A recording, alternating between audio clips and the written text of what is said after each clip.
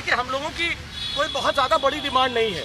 आज हमारे बच्चों की पढ़ाई जो हमारे लिए सबसे प्राथमिक चीज़ है, उस पढ़ाई के नाम पर हमको बेवकूफ़ बनाया जा रहा है। जैसा कि सब लोग जानते हैं और इस बात को मानते हैं कि लॉकडाउन के दौरान लोगों की नौकरियां चली गई, बहुत लोगों की सैलरीज में कट डाउन हो गया। मेरे पास खुद फ़ोन आते हैं जब मुझसे कोई पेरेंट ये कहता है कि भैया मेरी सैलरी कम हो गई है, अब मेरे बच्चों की फीस के बराबर मेरी सैलरी है। तो आप सोचिए, उसको तो कुछ दिन में आप आत्महत्या की तरफ उकसाने का काम कर रहे हैं। तो हम लोगों की डिमांड सिर्फ ये है कि या तो 3 महीने की फीस माफ़ करी जाए, और या फिर जो वाजिब है, क्योंकि लॉकडाउन के दौरान हमने कई बिल देखे तो हमने बड़ा ताजुब हुआ। उन्होंने transportation fees, parking fees, computer lab fees, ये किस बात की आप ले रहे हैं? नंबर 1।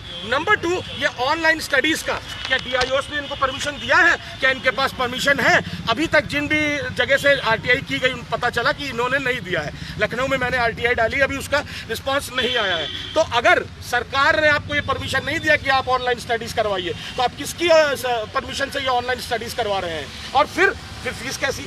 नंबर तीसरी बात, आज पहले बच्चा हाथ में मोबाइल भी लेता था ज़्यादा, तो आप पेरेंट्स को कहते थे बच्चों को मोबाइल से दूर रखिए, रेडिएशंस होती है, नुकसान करता है। आज ये बात प्रूव्ड है, हर आदमी जानता है, आप किसी भी डॉक्टर से कंसल्ट कर लीजिए कि अगर ऑनलाइन स्टडीज़ होंगी तो हमारे बच्चे का फिजिकल, मेंटल, इमोशनल लॉस होता है। इसकी भरपाई कौन करेगा? इसकी जिम्मेदारी कौन लेगा कि हमारे बच्चे की सेहत के साथ खिलवाड़ ना हो? तो ये सारी हमारी मांग है, जो हमारी बेसिक नेसेसिटीज़ है। और मैं आज आपके माध्यम से एक बात और कहना चाहूँगा कि मेरी आवाज़ पूरे लखनऊ में जहाँ कोई भी सुन रहा हो, अपने घर के पास विरोध प्रदर्शन करो दोस्त, वरना एक दिन आप अपने अधिकारों के लिए परेशान होगे और आपको कोई पूछेगा नहीं। क्योंकि आज विधायक और सांसद अपने अधिकारों की लड़ाई लड़ रहे हैं संसद में और विधानसभा में, उसको पारित करवा लेते हैं, लेकिन जनता की पूछने वाला कोई नहीं है। हम अब सपा, भाजपा, बसपा, कांग्रेस करते रह जाएंगे सोशल मीडिया पे, और ये लोग राजनीति करते रहेंगे और हमारे आपके भविष्य के और बच्चों के भविष्य के साथ खिलवाड़ करते रहेंगे। कुछ महिलाएं भी हैं यहाँ से, आइए उनसे जानते हैं उनकी क्या बात है।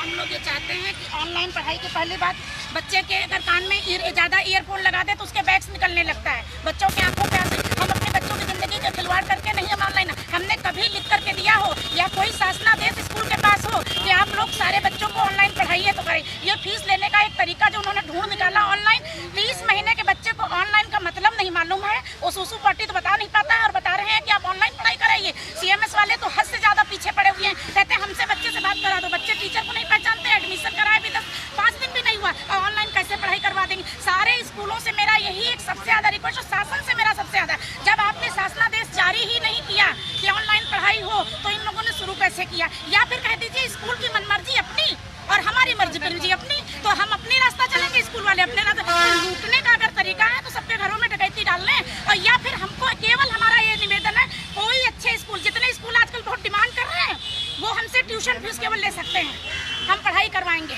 वो चाहे 1 दिन क्लास करके करें, हम 6 दिन का होमवर्क करवा करके फिर पूरा करेंगे। क्योंकि जो महामारी आती है, आपदा आती है ना, उसमें अपना बिजनेस नहीं देखा जाता है, उसमें सिर्फ और सिर्फ जो काम किया जाता है वो जीवन रक्षक चीज़ों के लिए।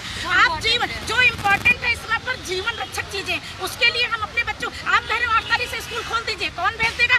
2 गज की दूरी बच्चे रोक पाएंगे? क्या बकवास कर रहे हैं? ये सब हमारा निवेदन है कि बच्चों की ऑनलाइन पढ़ाई का जो प्रेशर डाल रहे हैं, जबरदस्ती वाला, किसी ने डिमांड नहीं करी, ना कोई शासनादेश है, ये स्कूल माफियाओं का एक तरीका है लूटने का, इसको बंद किया जाए तुरंत। पेरेंट्स के इसी मुहिम में अधिवक्ता समाज भी जुड़ा है, जानते हैं कि अधिवक्ताओं की क्या आवाज़ है। देखिए, मैं सबसे पहले कहना चाहता हूँ, जो जनता का शोषण सिर्फ स्कूल वालों की तरफ से पूरी सरकार कर रही है। देखिए, EMI कहा गया बैंकों में, जिनके कार लोन चल रहे हैं, जिनके हाउसिंग लोन चल रहे हैं, कि 3 महीने की छूट, लेकिन अगर आप पता करेंगे वो 3 महीने की EMI ना लेके उस पर इंटरेस्ट चार्ज किए दे रहे हैं। तो काहे की रिबेट आपने ले ली? कुछ बैंकों ने पैसा भी ले लिया कि उन्होंने कहा आपके बैंकों में अकाउंट में पैसा था इसलिए ले लिया गया। अब रही बात देखिए फीस की, फीस आपने ट्यूशन फीस चार्ज की, ट्यूशन में होमवर्क, आप देखिए जो बच्चा 5 घंटे ऑनलाइन पढ़ाई करेगा, उसके बाद आप लोग होमवर्क भी उसको दे देते हैं। बच्चे के अंदर कितना रेडिएशन आप लोग देना चाहते हो, कितना माँ बाप को ड्रामा देना चाहते हो? After you are also human being, ये चीज़ समझना चाहिए। 3 महीने से सारे कारोबार बंद हैं, किसी का कोई व्यवसाय नहीं है, किसी की कोई इनकम नहीं है। आप लोगों ने आज 17-17, 18-18 ब्रांचें बना ली हुई हैं। आप लोगों के पास एक ब्रांचेस में 15-15, 1600 बच्चा पढ़ता है। आप लोग की एक ब्रांच 20-20, 2-2 करोड़ पर प्रॉफिट में है। आप 3 महीने के लिए रिबेट नहीं दे सकते हो? कैसे भारतवासी हो आप लोग? आप लोग के अंदर नैतिकता के नाम की कोई चीज़ नहीं है। ना ही आप लोगों के अंदर मानवता है, ना ही आप लोग सामाजिक लोग हो। क्या शिक्षा आप लोग देना चाहते हो समाज को? ये देना चाहते हो कि पैसा ही कमाना है उस चॉइसेस है, बल्कि इस समय आप लोगों को एक समाज में एक प्रेरणा देनी चाहिए थी कि ऑनलाइन क्लासेस हफ्ते में एक बार देके टीचर को ये समझाना चाहिए था सोशल डिस्टेंस कैसे बच्चे मेंटेन करें। अरे जिंदा रहेंगे तो ही तो शिक्षा काम आएगी, वरना किस काम की शिक्षा है ये, किस काम का लॉ है? और दूसरी चीज सबसे बड़ा मैं आज कहूंगा, ये बहुत बड़ी विडंबना है कि हम लोग भारतवास में रह के हिंदू मुस्लिमवाद की राजनीति करते हैं। एक चीज आप लोग के माध्यम से आज मैं कहना चाहता हूँ, 30 जनवरी को हम लोग यहाँ पहला केस डिटेक्ट हुआ था और उस केस में फरवरी में हमारे यहाँ कोई उचित कार्रवाई नहीं हुई। फिर प्रधानमंत्री आके हम लोग को 23 मार्च में फरमान सुनाते हैं कि एकदम से लॉकडाउन करते थे। उनको प्रवासी मजदूर की चिंता नहीं रहती, उन्हें जनता के कारोबार की चिंता नहीं रहती, उन्होंने एकदम से लॉकडाउन कर दिया।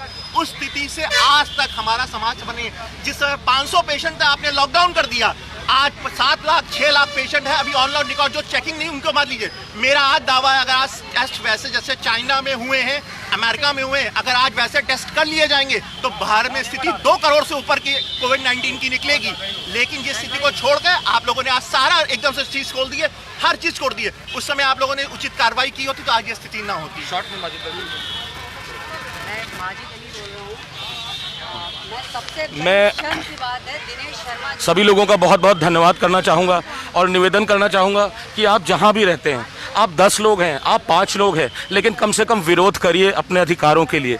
मैं किसी राजनीतिक दल का विरोध करने की बात नहीं कर रहा, मैं आपके अपने अधिकारों के लिए लड़ने की हाथ जोड़कर आपसे कह रहा हूँ, आप जहाँ भी हैं विरोध करिए, क्योंकि आज ये प्रश्न है, कल कई और प्रश्न आएंगे। और दोस्तों, मैं अपनी बात ख़त्म करने से पहले एक निवेदन और करूँगा कि आप लोग इस लाइव को ज़्यादा से ज़्यादा शेयर करें, जिससे ये ज़्यादा से ज़्यादा लोग देख सकें और समझ सकें कि आज विरोध करना कितना ज़रूरी है। और शायद ये हमारी और आपकी आवाज़ शासन प्रशासन तक पहुँचे और लोगों को इसमें राहत मिल सके। शायद परमात्मा तक भी पहुँचे हम लोग की आवाज़। ये हम लोग परमात्मा से भी आज ये प्रार्थना कर रहे हैं, कम से कम इन लोग को नैतिकता सिखाए, समाज में रहने का तरीका सिखाए। शर्म आनी चाहिए आपको दिनेश शर्मा जी, आपको मेयर बनाया हम लोग ने, मेयर से उप मुख्यमंत्री बनाया। अब आप हमारे लखनऊ वासियों की, हम लोगों की आप आवाज़ नहीं सुन रहे हो? अरे 2022 में हम आपको दिखा देंगे, आपको अर्श से फर्श पर ला के दिखा देंगे, अगर आपने हम लोगों की इस मजबूरी के वक्त आपने आवाज़ नहीं सुनी। इसी के साथ मैं अपनी बात खत्म करता हूँ, इसको शेयर करिए ज़्यादा से ज़्यादा।